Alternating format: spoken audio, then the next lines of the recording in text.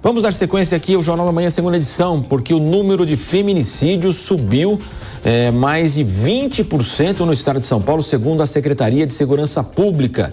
Sobre esse tema, vamos conversar agora com Raquel Galinatti, que é diretora da Associação dos Delegados de Polícia do Brasil. Muito bom dia, Raquel. Bom dia. Raquel, então, esse dado que chama atenção, infelizmente negativo, mas a senhora acredita que também hoje há uma intenção e também uma coragem das pessoas em denunciar cada vez mais? Há um reflexo também neste sentido? Claro que a violência aumenta, mas também ela tem sido mais notificada de fato? Sim, tem esse fator para também corroborar com o aumento dos índices, mas o que a gente percebe é que os crimes continuam persistindo. Dentro do contexto abusivo, violento, o homem, ele tem medo de ser ridicularizado pela mulher, e a mulher vítima tem medo de ser morta. São dados alarmantes em que os estados, os governos, eles devem tomar medidas eficazes de políticas públicas, não somente de forma paliativa, mas que realmente tenhamos este crime solucionado. Claro que quando a gente fala do crime de violência contra a mulher em um contexto doméstico familiar, temos que ter uma conversa transversal com outras áreas, desde o seio familiar, a sociedade, educacional, assistência social, mas principalmente a gente tem que ter estrutura na porta de entrada do sistema de justiça criminal, que é a delegacia de polícia. Não adianta abrir delegacias de polícia 24 horas se não temos estrutura, por exemplo, de contingente necessário de policiais, não temos salários adequados para esses policiais, estrutura para que sim, o policial possa, de acordo com a sua potencialidade, combater o crime e proteger a vítima. Raquel Galinatti conosco, agora a pergunta do nosso comentarista Cristiano Vilela. Doutora Raquel, bom dia, satisfação falar com você. Doutora, com relação a esse aumento nos crimes, nos casos de feminicídio, a doutora compreende que se trata de um aumento efetivo de casos ou talvez um aumento de relatos, uma maior conscientização das pessoas, da sociedade que acabam relatando melhor esse caso ou até dando um enquadramento de feminicídio para casos que eventualmente, anteriormente, se daria um outro enquadramento? Muito pontual a sua pergunta, e claro que a gente tem vários fatores para colocar a condicionante do aumento do feminicídio. Primeiramente, crimes de violência doméstica e familiar são aqueles crimes que a gente fala que ocorrem na clandestinidade, entre quatro paredes. Muitas vezes, crimes que são evolutivos, como agressões morais, verbais, físicas, não chegam a ser denunciados, as mulheres acabam sendo estatísticas de feminicídio antes mesmo de ter oportunidade de denunciar. Então, é muito importante que todos os sinais de violência, eles estejam ali elucidados. O mais difícil para que a gente possa resgatar a mulher que é vítima de violência, em primeiro lugar, é essa mulher se visualizar como vítima, porque muitas vezes a mulher normaliza e até romantiza esses atos de agressão.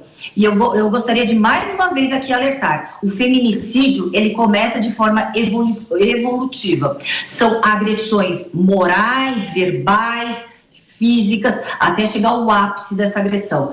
Isso porque o agressor, o criminoso, ele trata essa mulher como uma coisa, ele objetifica como propriedade sua. A partir do momento em que essa mulher não está condicionada, nem correspondendo aos comandos desse agressor, essas agressões elas chegam até situações drásticas e tragédias como o feminicídio. Doutora, até como a senhora disse, em razão de toda essa proximidade entre agressor, vítima, evidentemente, todo esse contexto que nós sabemos, hoje as ferramentas que estão autorizadas aí, disponíveis para as mulheres, as medidas protetivas, os protocolos que vêm sendo discutidos também, tivemos o caso Daniel Alves, legislações parecidas estão sendo aprovadas aqui no Brasil, em São Paulo, no estado. Queria que a senhora falasse também dessas ferramentas que hoje estão à disposição e se elas são de fato efetivas, porque como a senhora disse, né, entre marido e mulher, muitas vezes a pessoa pode tomar uma atitude que ela volta para a residência, pode executar um crime. É muito difícil também a polícia estar 24 horas na residência dessa pessoa. Esses mecanismos hoje são efetivos mesmo?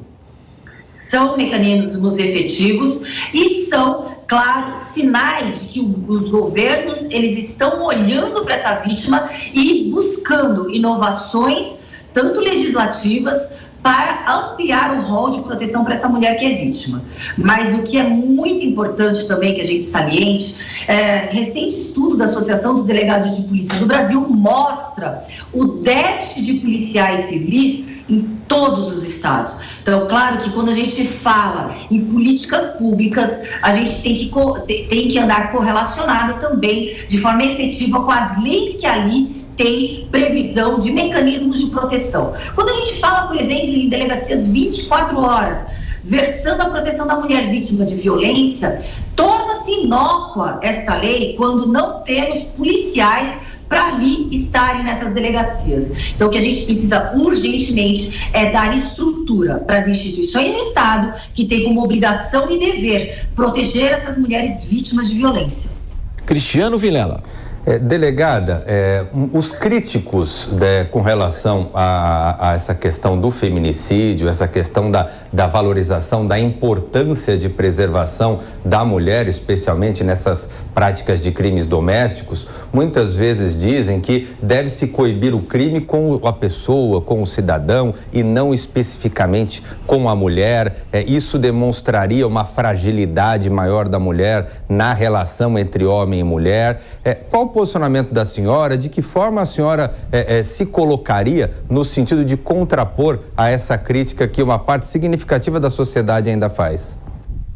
É um crime muito complexo. Nós não estamos lidando com qualquer vítima. A gente lida com uma vítima que já tem um amor e está emocionalmente ligada, subjugada até mesmo por aquele agressor. Então, o nível de crueldade, perversidade para essa manipulação psicológica, em que aquela vítima, permanecendo vítima, aceita, muitas vezes até se pune como merecedora desses atos de agressão, esses atos violentos, faz com que, claro, tenhamos que conversar de uma forma conglobante em vários aspectos, não é somente através de leis ou através do sistema de justiça que a gente vai combater essa covardia que é o crime de violência contra a mulher. E aí, claro, eu concordo que a forma estrutural como a nossa sociedade foi formada, uma sociedade patriarcal e machista muitas vezes, faz com que a situação de desequilíbrio entre homens e mulheres reflitam ali em relacionamentos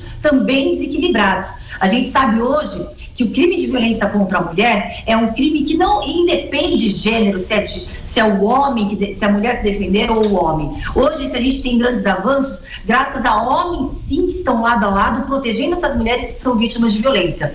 Porque quem agride a mulher, na minha opinião, é um canalha, é um covarde, é um criminoso. E dessa forma, temos que a sociedade estarmos unidos e juntos no combate à violência contra a mulher. Aqui em São Paulo, né, doutora, nós tivemos agora essa Não Se Cale, né, que é algo que a gente citou há pouco, né, que é o protocolo que foi adotado lá em Barcelona, que envolveu o jogador, né, Daniel Alves. Como é que a senhora avalia também esses protocolos que estão sendo criados aí também num acolhimento, evidentemente, para as vítimas?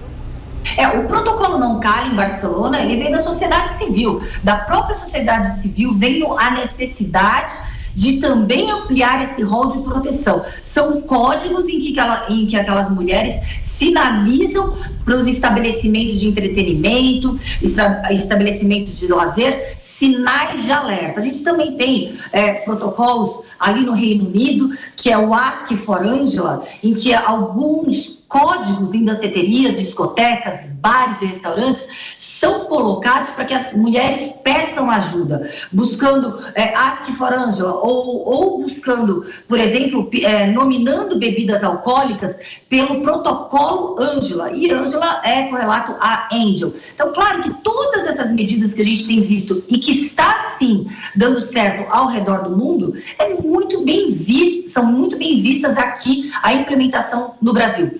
E lá, em Barcelona, a agilidade para podermos conseguimos ter, para a polícia de Barcelona poder colher as provas, a materialidade delitiva, os vestígios materiais, foi justamente pela orientação até dos funcionários para que aquela vítima fosse diretamente a uma delegacia, ali a um posto policial. Doutora Raquel Galinatti, diretora da Associação dos Delegados de Polícia do Brasil, participando conosco ao vivo aqui da programação da Jovem Pan. Muito obrigado, senhora. Um bom dia. Eu que agradeço, é sempre uma honra. Bom dia.